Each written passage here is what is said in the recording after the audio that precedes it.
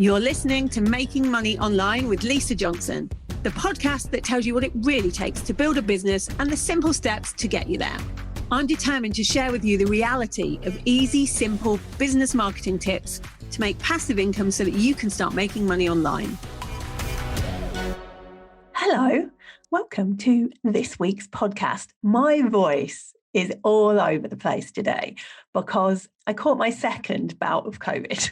So it's a bit, all I've got is what feels like a cold, but my voice comes and goes. And I've been putting off doing this podcast for about 6 days going, I'll wait till my voice is better, but I don't think it's going to get that for a while. So I'm doing it imperfectly because that's okay. It's all right not to do things perfectly.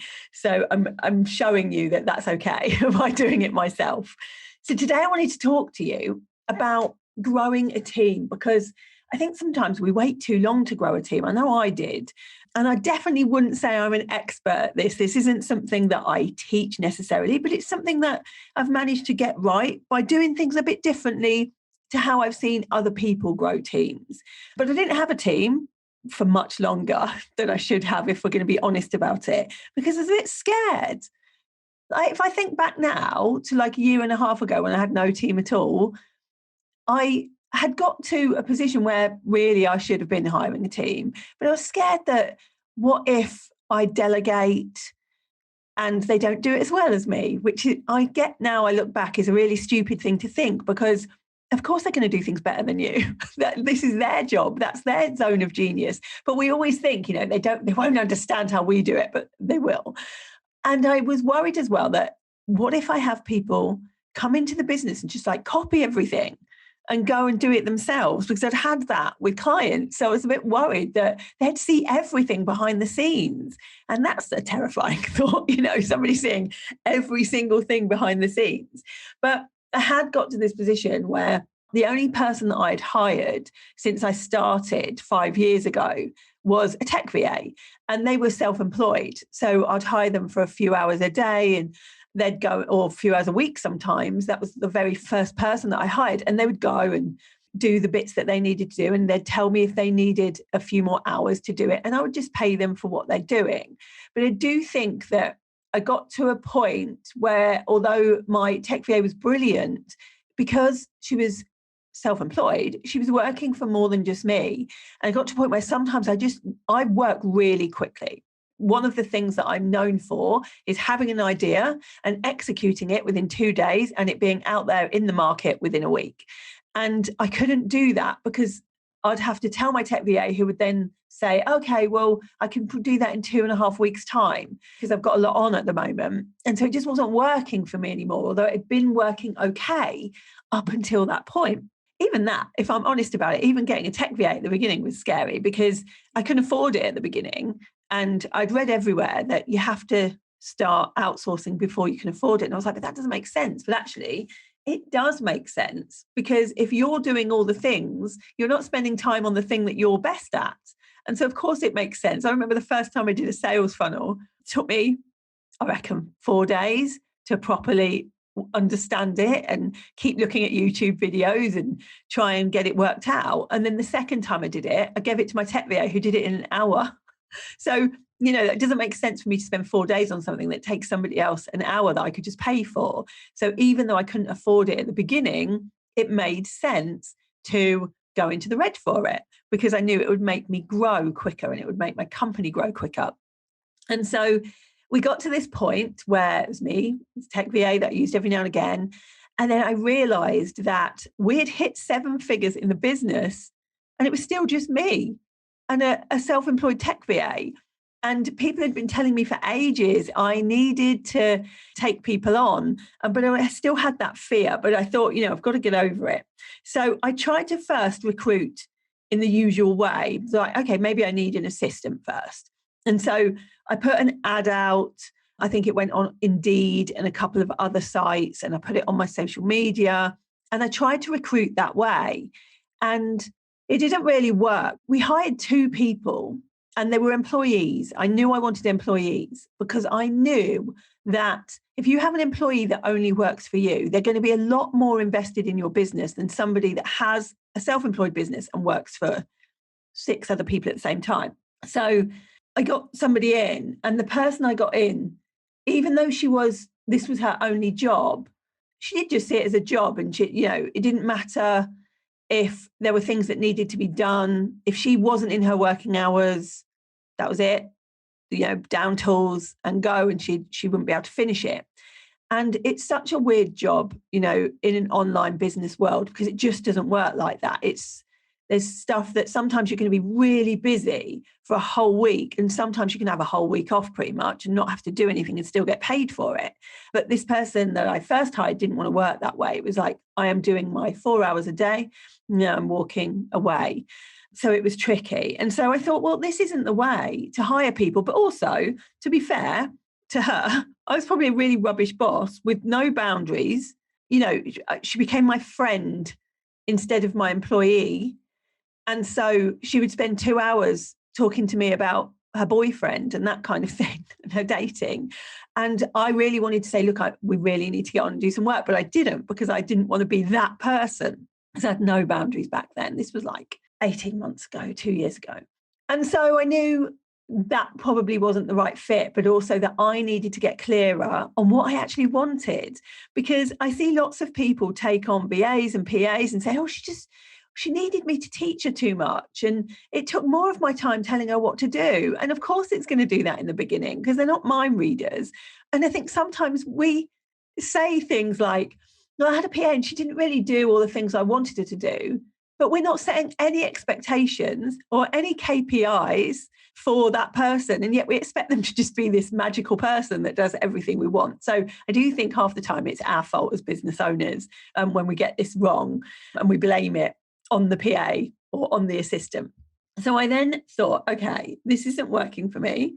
I'm going to find a different way of doing things. And one day I was just looking through all of the people in my audience and realizing that there were so many people that were doing brilliant things that I wasn't doing in my business because I wasn't very good at it and they were really good at it.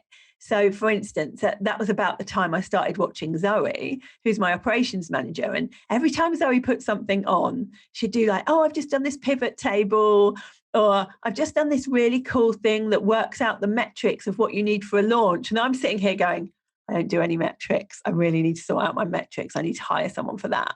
And then I'd see like somebody else doing social media and saying, these are the 4 social media posts that I did last week and why I did them, because they were teaching social media. And I'd be like, I wish that person worked for me.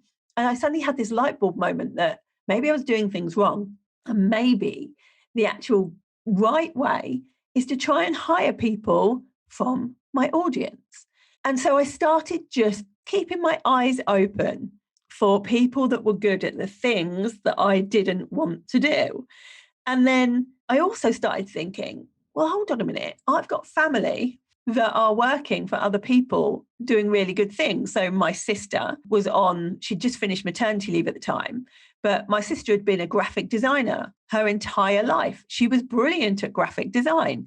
She was really good at making things look good. She was really good at just getting things done as well. Like you tell her to do something and within 5 minutes, it would always be done. And she's a muckeriner. She'll just do whatever needs doing at the time. And so I said to her, do you want to work for me instead? She was a bit like dubious at first, like, I'm not sure if this is the right thing to do. But I eventually persuaded her and took her on. So she became my employee, doing all my graphic design. She'd do all the workbooks for my courses. She would make things look great. And she started doing some social media posts for me because she had my voice. We've been best friends, me and my sister, for 40 years. So she knew my exact voice. So when she just would listen to me say something, and then she'd write a post about exactly how I'd said it and put it on social media. And everyone thought I'd written it because it sounded exactly like me. And so I was like, okay, I've got somebody for that now. And then I realized the more I was doing more and more work, and we were doing these big launches, 300, 400,000 pound launches. I was like, I'm going to plateau if I don't take on somebody who is my right-hand person. And I'd been watching Zoe for ages. And so I thought, I'm just going to ask her.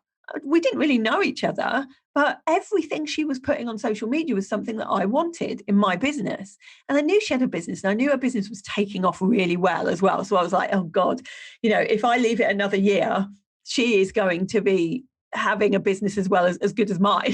So I'm not doing that. And so I just texted her and I said, hey, and it was just before the pandemic started. And I said, would you ever consider giving up your business to work for me? And there was like this silence. And then she said, I'm really flattered. Let me think about it. And she thought about it. And actually, what I didn't know right then is that she had been thinking how actually she likes being an employee and that she doesn't necessarily need to be the face of anything. She just likes doing really good work. It doesn't matter whether that really good work is for her business or for my business. She just really likes to excel and be the best at what she does. So she eventually said yes. And we negotiated terms and all that kind of thing. And then the pandemic hit. And my first thought was, oh no, everybody's now not taking on people. Maybe I'm doing this at the wrong time.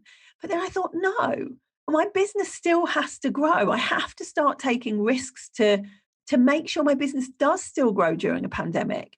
And so we went ahead with it and I took Zoe on and we've never looked back. It's been the best decision in my business that I've made. And so then I started doing that all the time. So if I saw somebody that was doing really good things in their business and they had a skill that I needed in mine, even if they weren't doing the exact thing in their business, but I saw the skill, then I would invite them to work for me.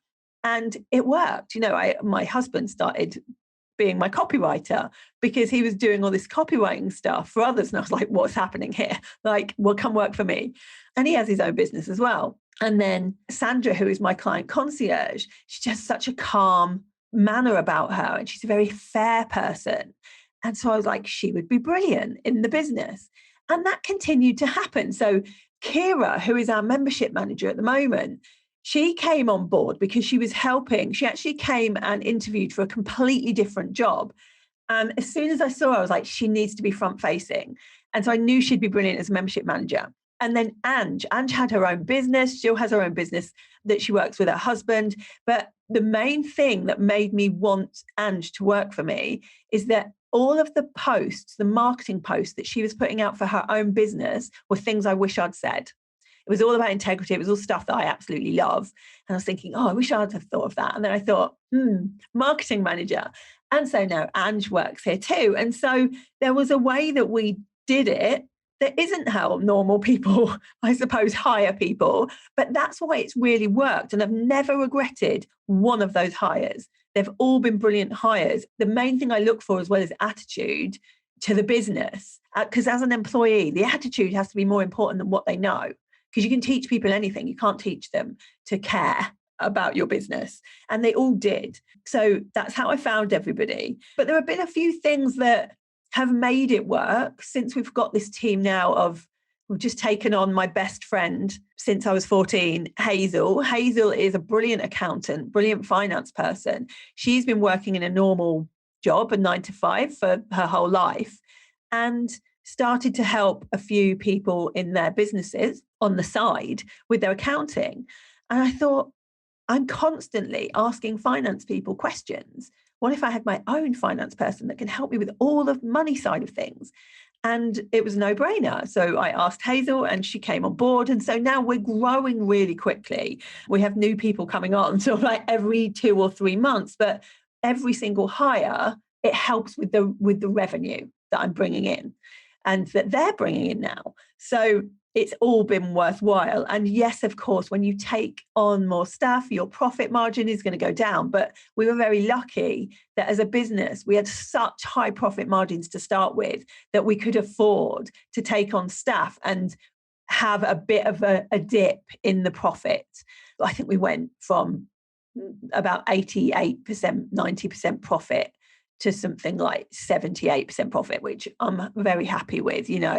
I'd rather do less and know that I have a team helping me to scale my business and make less money, because I want a freedom business. You've got to remember that my entire why is to have a business of freedom and where I'm not working all the time. And the only way you can do that is to take the right people on. So a few things that have made it work. since I've suddenly had a team. We've grown from nothing to 9 people in the space of about 18, 19 months. The first thing I do is I allow mistakes. I think it's a really important thing to say to your employees, you can make as many mistakes as you want. Nothing bad will happen if you make a mistake in this business, because otherwise people are scared to do things. They're scared to experiment. They're scared to put new ideas in. They'll just do what you tell them to do. And I didn't want that. I wanted people that saw things and went, why? How about if we do this differently? And they might get it wrong sometimes, and that's okay. But I'd rather they tried and got it wrong, because every now and again, they're going to come up with something brilliant that is completely right. And if you don't allow people to make mistakes, they're never going to do that. So we have a really open culture of, if you make a mistake, you make a mistake. You just say, hey, that didn't work. Or, hey, I just did this really silly thing. I sent out this email and I made a mistake on it. And that's it. It's done. And it means that people own up to things, and there's no hiding culture, because there's no consequence if you make a mistake. So you may as well just own up to it and learn from it. And then we can all learn from each other's mistakes as well, which is always good. One of the other things I did right from the beginning is I didn't want to have holiday provision. It's not been that long since I was an employee. Like 7 years ago, I was an employee in a big bank, and I would have to sit there between 9 o'clock in the morning and 5 o'clock. And it didn't matter if I had work to do, I'd still have to sit there. And if I wanted to go on holiday, I would have to check that I could even go on holiday. And then secondly, I would have to have enough of my 20 days to go on holiday. And it was the thing that I hated most about being an employee, is that if I wanted to just go work somewhere else, I wasn't allowed, because they would class it as holiday. Even though I could still do my job from a computer somewhere sunnier, I wasn't allowed to do it. And so one of the things we said right from the beginning is, you can go on holiday as much as you want. I don't really care. As long as the work is done, or you've handed over the work to somebody else in the team to do, you can go on holiday. I don't care if you spend half the year on holiday, as long as the work gets done. And actually what it's done is it's meant that they haven't gone on holiday enough. And so we're now having to push them to take holiday, because when you can, there's not such a big, I must take my 20 days kind of thing, because you can go whenever you like anyway. But it's worked really well not having holiday provision. And also, I don't mind when people work. So people have said to me before, doesn't it bother you that XX person, who is your employee, you can see on her Instagram that today she's been cooking, or she's been going out with her friends, and she's been doing this? I don't care. I don't really care when people work. I know that some people work better in the evening from 5 to 11. I know that I work better from 6 o'clock in the morning until 10 o'clock in the morning. If I work the rest of the day, it doesn't really matter, because everything's already been done in the morning. So I'm also not one of those people that was ever going to be bothered about when people work. To me, it's as long as the job gets done, and it gets done really well. And everybody who works for me does things really, really well, but they all kind of have really different times that they work. And some of them work really crazy for 3 days, and then, are much more chilled out for 2 days. And that's okay too. What works for them is what they should do. So I really didn't want someone sitting at their computer, not having enough to do, because when we launch, they're all going to be working till midnight. And so if it means that they're not working as hard the rest of the time, I don't really mind. That's the kind of environment that we work in. And then other things we did is we have bonuses for launches, and not just for the people that are involved in the launch, because we're all in it together. So even though someone's not necessarily directly involved in our biggest launch each year, they will still have done something to work towards it. They might have taken the slack off, me and Zoe. When we're working really hard towards the launch, they might have done some other things for us. So it's all part and parcel. So we do have like a really generous bonus structure. I make sure that everyone feels part of a team, because I win lots of affiliate prizes. So if I'm an affiliate for somebody else, I generally win prizes. I think this year I've won 3 iPads, lots of different things like Tiffany necklaces, lots of things. And I do get sent quite a lot of things in the post as well, like gifts and things like that.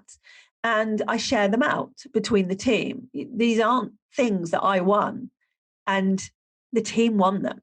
because I wouldn't be able to do the affiliate launch if it wasn't for the whole team. And so it's just seeing things in a different way, seeing that this is a whole team thing. And that's why we have weekly meetings as well, like online meetings.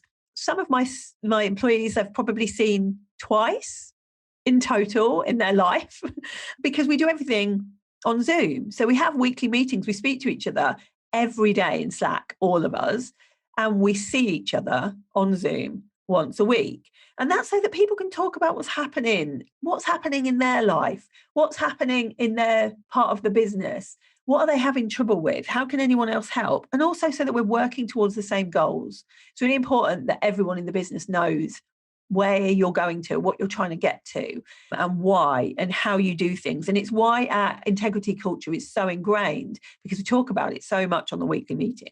So having like a form of communication is really key. And then training. If somebody wants to do some training that is going to help them or is going to help the business, I'm always happy to pay for it, because it will only affect the business better. And I think it's a real false economy to go, we can't afford training. We can't afford to give you a mindset coach. It's exactly what we should be doing, because it means they will be better at their jobs, which will help your business. Things that have been hard as it's grown. I have found it harder to keep everyone in the loop. I'm very, very used to just me and Zoe knowing everything that's going on.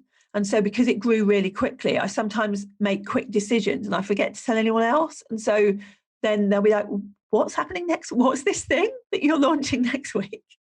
Or you're doing a podcast with what? And they don't know because I've forgotten to tell them. So I'm getting better at it. I'm always trying to remember you can't make quick decisions anymore. And if you do, you have to make sure the whole team knows, because they're the ones that are going to be executing it. So that's one thing I've found just difficult to remember to do. But having these weekly meetings is helping. And we try and do quarterly meetings where we all actually get together in person. We did one in London in Q4 last year. We all get together in person. But what I found is I'm not very good energy-wise talking about my business for a whole day. And I think it's because I love talking about other people's businesses for a whole day. So I can do a strategy day with somebody else and be really excited about their business because it's new to me and I can see all the gaps and I really want to help. When we do that for my business, I get bored very quickly and I get told off by Zoe and Ange because I'm not focused when it comes to that. Yeah, by about 2:00, I'll be like, should we go? Should we go to the Shard? Should we go out to dinner? Should we go and do something fun? They're like, we need to get this done and then we'll do that. So I just need to get better at just concentrating for a whole day. It's just the way my mind works isn't good with that kind of thing. But luckily I have people who are really good at that. And so they keep me on track, because it can't all be just me telling everybody else what to do. It's really good having a team who also tell you what you need to do better with. Things that we're doing differently this year, we are adding in KPIs. So we've always kind of told everyone, right, what we'd love you to do is this. But what we're going to do now is actually sit down and work out, like, these are your key performance indicators. You will know if you're doing your job really well if these things are met, whether that's growing an Instagram by 500, growing an email list, we make this much money, we have less people defaulting on their payments. So there'll be real KPIs that people can actually, because I think it's really unfair for people who are your employees to not know if they're doing things well. And it's really hard for them to know if that, because I'm not a big talker. If you don't hear from me, it usually means you're doing things brilliantly as an employee. I'm not somebody that's very good at constantly being in communication, going, yeah, this is good, this is really good. So if they have targets that they can set themselves against, they'll know themselves if they're doing well or not. So I think it's really important to have them. We're also going to have appraisals. We haven't really done appraisals up until now, but now the team is growing bigger, I think it's really important to, so that if they want to get anything off their chest or they're not happy with anything, it's a two-way street. And the biggest thing we're doing this year is by the end of Q1, when we've done our biggest launch, I would like all team members to have gone down to a 4-day week. That doesn't mean they're going to get paid any differently. They're still going to get paid full time as if they're doing 5 days. But I think it would be really good to have a better work-life balance. And I know that work-life balance means a different thing for everybody, but I think that it's important in a business that talks about freedom, that employees get freedom too. I've been working a 4-day week for a long time, and it's not fair for me to do it and not try and get to a point where everybody can do it too. So hopefully, I'll let you know how it goes, but hopefully by the end of March, we will be at that point where we can work a 4-day week. What else am I doing this year? Oh, I've asked everybody in the team to write their SOPs. A SOP is a standard operating procedure. And it's basically a sort of manual that you write or record a video on with how you do everything you do. So that if you get run over by a bus or if you just decide to leave one day, somebody else can take over what you do. Because in my business right now, people are literally making their own jobs. They're not standing in somebody else's job that had it before and learning what that person before did. What they're doing is looking around and going, what can we do better? How can I make this company better? And then they find things and they put procedures in place. And so we need them written down. We need them somewhere so that everybody else knows that as well. We need to know exactly what people do. So that's a big thing for me this year. So yeah, I just wanted to kind of give you an overview of what's been happening with growing the team, because I know it's gone really quickly. And suddenly I have this big team, and it does, for the first time ever this year, feel like a real proper company, because there's procedures and there's structures and there's, I can't just make stuff up and do it. It has to go through a team. And when we talk on our weekly meetings, like everybody has something to say from their part of the business, which is really nice to hear. And it's not stuff I know about. And that's weird because I'm so used to being the person that does everything. I'm the marketing person, I'm the sales person, I'm the deliverer, I'm the client concierge. And now it's not like that anymore. I'm not the finance person anymore. That can go to Hazel. So it's really nice. But if you're just starting to grow your team, you're like, I don't even know what I would outsource, what I would give to somebody. There's been me for so long that I'm not even sure. The way I would start to do that is to write down every single task you do for the next week and just write it all down and how long it took. So if you're like, I just put a social media post on, how long did that take? Or, I just did the accounting for the week, just did the bookkeeping, write down how long that took. And then at the end of the week, go through everything and put a pound sign or 2 pound signs or 3 pound signs next to each task to say, like, if it's something like I cleaned the office, put a 1 pound sign next to it, because that wouldn't cost very much for you to give to somebody else to do. If it's like a bookkeeping, maybe put like 2 pound signs next to it. If it's like delivery, actually delivered coaching, then put 3 pound signs next to it, because that's going to be your biggest cost if you've got somebody else to do it. And then decide, well, everything with a 1 pound sign on it, can you get somebody in to do all of those things? And what is the person that could do those things? And that will let you know who your first hire needs to be, because it might not be a tech VA. It might not be an ops person or an OBM. It could be all different types of people that you need just to be able to get things done. So write it down, know what you're actually doing, and then make the decision. I think I'll leave you there because I could ramble on about this for ages, but I feel like I've said enough for one day. And I will be back next week with another podcast episode. But if you've enjoyed this, do come to the Fabulous 5% and we will discuss in the thread in there about growing a team and what kind of things we need to think about. And I will speak to you soon. Thank you for listening to Making Money Online with Lisa Johnson. If you'd like to get hold of my guide to launching, go to lisajohnson.com/launch and let's get you making money online.